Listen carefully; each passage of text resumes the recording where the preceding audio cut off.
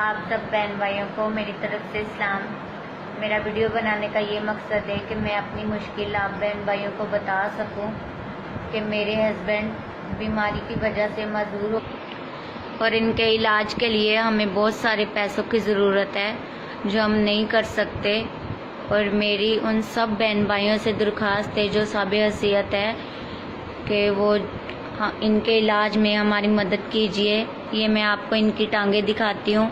ये बीमारी की वजह से सारी सूख चुकी हैं, ये चल फिर नहीं सकते और ना ही कोई काम कर सकते हैं। मेरी सास के भी गुर्दे वॉश होते हैं और मेरे एक ही देवर हैं जो घर का निज़ाम चला रहे हैं।